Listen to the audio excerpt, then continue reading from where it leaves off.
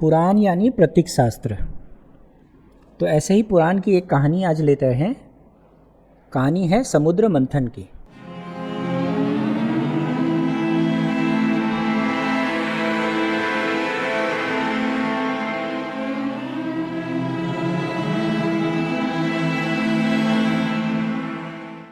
समुद्र मंथन का क्या मतलब हुआ? मंथन हिंदी शब्द है। जैसे आप एक बहुत बड़ा कटोरा लेते हैं, उसमें मथते हैं ना, ऐसे चर्निंग करते हैं ना, दाल घोटते हैं ना। दूध को भी करना पड़ता है, दूध से दही बनता है, दही को मथते हैं तो क्या निकलता है? मक्खन निकलता है। फिर उसको जलाएंगे तो घी निकलेगा, और ऐसी बात होती है। तो ये है समुद्र मंथन। मंथन है, यानी इसको अगर शाब्दिक भाषा में समझें तो मनन। मनुष्य जो है मन है, और सही मनुष्य कौन है? जो मनन करता है। वरना मनुष्य है ही नहीं। जो मनन नहीं करे वो कैसा मनुष्य? समुद्र किस बात का प्रतीक है? गहरा होने का। तो आपको गहरा मनन करना है, डीप चर्निंग।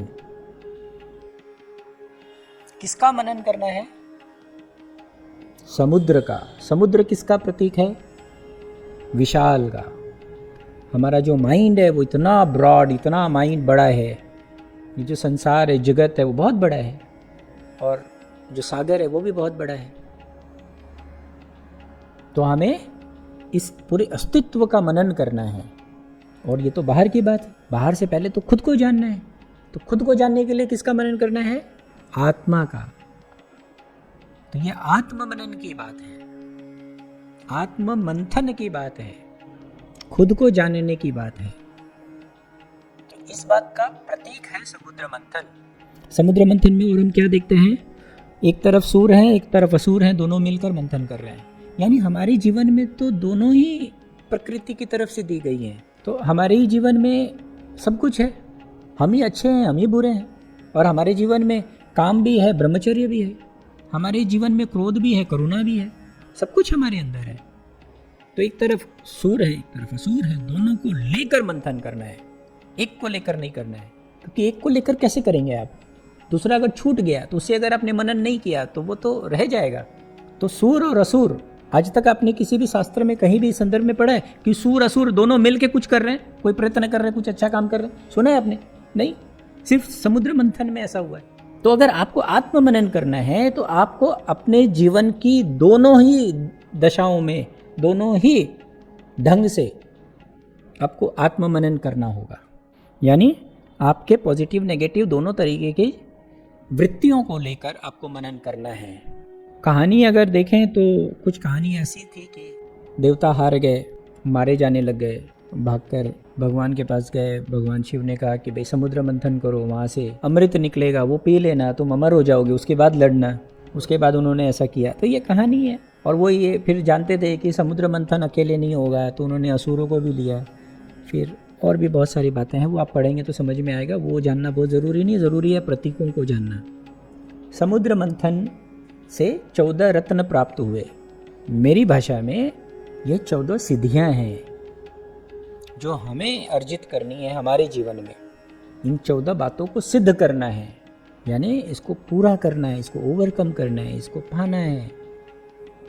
तो जब समुद्र मंथन शुरू हुआ तो सबसे पहले क्या निकला?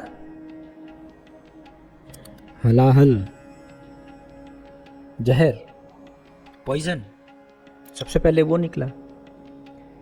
आप जब आत्म मनन करेंगे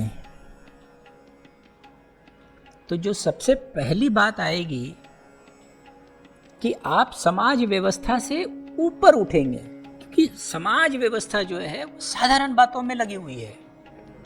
और आत्म मनन का अर्थ हुआ कि अब आप साधारण बातों में उलझ कर नहीं जिएंगे। आप आत्म मनन जानना चाहते हैं, करना चाहते हैं। तो क्या होगा आपके जीवन में? आपकी सास जो है महिषासुर बन जाएगी। हाँ? या अगर आपकी बहू कर रही है, आप सास हैं, तो आपकी बहू आपके लिए महिषासुर बन जाएगी, है ना? ऐसा होता है ना? क्योंकि आपने समाज व्यवस्था से ऊपर उठने की बात सोचनी शुरू कर दी है। अगर आप आत्म मंथन की बात कर रहे हैं, तो अगर आप अपने लिए खोज रहे हैं तो फिर आप क्या करेंगे? आप चापलूसी नहीं करेंगे, आप दूसरे को खुश रहने के लिए सिर्फ काम करेंगे, ऐसा नहीं करेंगे, हाँ, तो आप किसी के गलत बात को श्रेय नहीं देंगे तो क्या होगा? तो कॉन्फ्लिक्ट होगा, हाँ, फिर आपको परेशानी होगी। तो यही परेशानी जहर है। तो पहले क्या निकलेगा? जहर। और आपको क्या करना होगा? पीना पड़ेगा जहर। कोई उपाय नहीं है, कोई महादेव आने वाले नहीं है, कोई महादेव पीने वाले नहीं है। महादेव ने क्या किया? प्रतीक को समझिए आप। महादेव ने क्या किया? जहर पी लिया और कंठ पे अटका दिया। अटक नहीं गया भाई, अटका दिया उन्होंने। यानी जहर पीना है लेकिन अपने शरीर में नहीं लेना है। यानी महिषासुर अगर गाली दे, यानी अगर आपकी सास आपको गाली दे तो आपको उस जहर को पीना है लेकिन आपको अपने शरीर में नहीं लेना है। अगर आप शरीर में लेंगे तो क्या करेंगे? आप भी गाली दे देंगे। बात समझिए, इसको आपको अटका देना है। यहाँ पे, यहाँ अटका दिया ना उन्होंने, जहर अटका दिया उन्होंने, आपको भी यहाँ अटका देना है। आपको अपशब्द नहीं बोलने हैं, आपको गालियाँ नहीं देनी है, आपको नीलकंठ बनना है, आपको शिव बनना है। अगर आप ऐसा करते हैं तो आपका यह पहला रत्न हुआ, आपकी यह पहली सिद्धि हुई।